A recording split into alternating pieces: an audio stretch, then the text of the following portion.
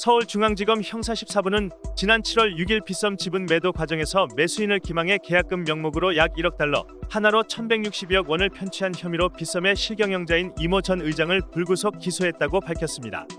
빗썸 매각 추진 과정에서 BXA 토큰을 상장한다며 코인을 선판매했으나 실제로는 상장이 안 돼 피해를 입혔다는 것이 주요 혐의 내용입니다. 이른바 빗썸 사태는 BXA 토큰 투자로 피해를 입은 투자자 55명이 이전 의장과 빗썸에서 근무했던 김모 B그룹 회장 등 빗썸의 전 현직 임원 9명을 2019년 12월 검찰에 고소하면서 알려지기 시작했습니다. 이후 김모 회장은 자신 역시 이전 의장에게 사기를 당한 것이라며 지난해 7월 서울시경에 이전 의장을 고소했고 이후 이전 의장에 대한 수사가 진행되고 있습니다. 이전 의장은 2018년 10월 김 회장에게 빗썸 인수 및 공동 경영을 제안했습니다. 실제로는 빗썸의 코인을 상장시킬 의사와 능력이 없음에도 인수대금 중 일부만 지급하면 나머지 대금은 코인을 발행 판매에 지급하고 BXA 토큰을 빗썸에 상장시켜주겠다라고 속여 계약금 1억 달러를 챙겼다는 것입니다. 이후 이전 의장은 지중해 국가 사이프러스의 국적 취득을 시도하고 재산을 국외로 빼돌렸다는 의혹도 제기돼 피해자들은 이전 의장의 재산 국외 도피 혐의도 고소장에 포함시켰지만 경찰은 이를 인정하지 않았습니다. 서울중앙지방법원의 1심 공판을 앞두고 있는 이전 의장은 기소 직후 국내에 내로라는 대형 로펌 8곳에서 34명에 이르는 대규모 변호인단을 구성했습니다.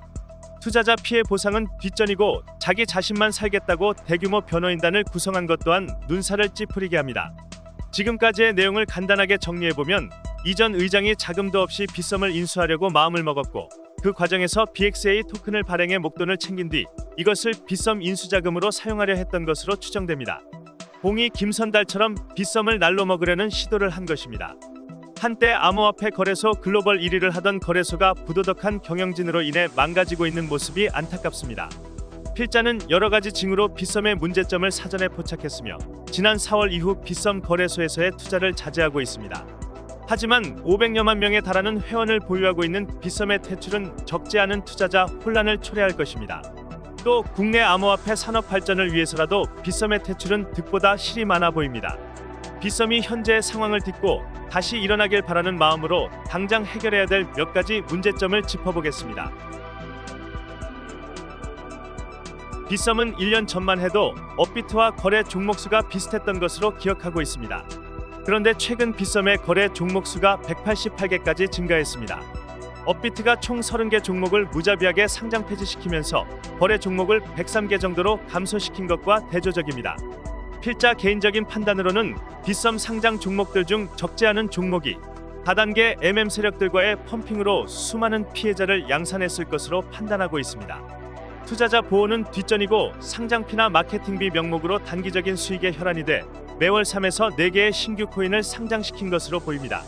상장되는 코인들의 면면을 살펴보면 과연 제대로 실사를 거쳐서 상장시키는 것인지 의문이 들기도 합니다. 빗썸의 UI는 고객이 한 번의 실수로 크게 손실을 볼 수도 있는 복잡하고 어려운 시스템입니다. 그 증거로 빗썸에서는 간혹 말도 안 되는 금액까지 매수되거나 매도되는 피레침 같은 차트를 종종 볼 수가 있습니다.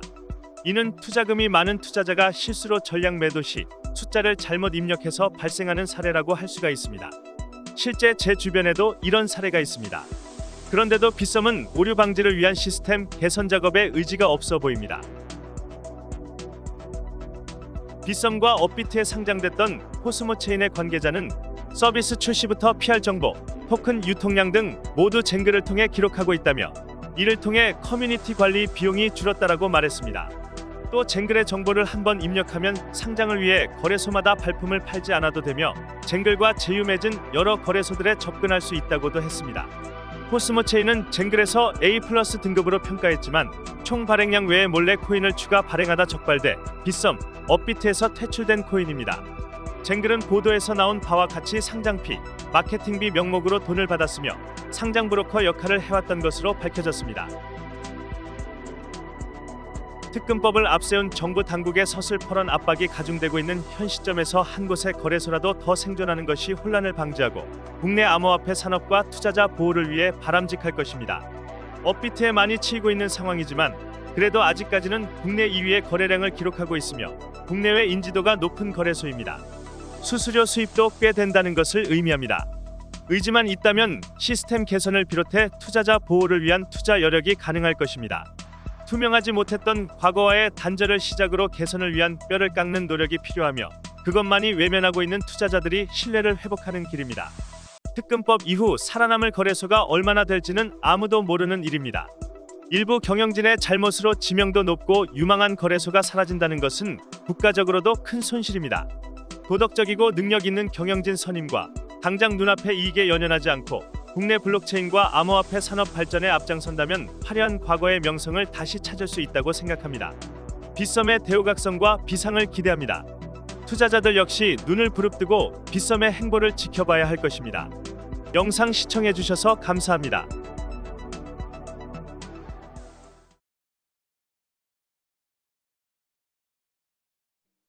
구독과 좋아요, 알림 설정까지 눌러주시면 감사하겠습니다.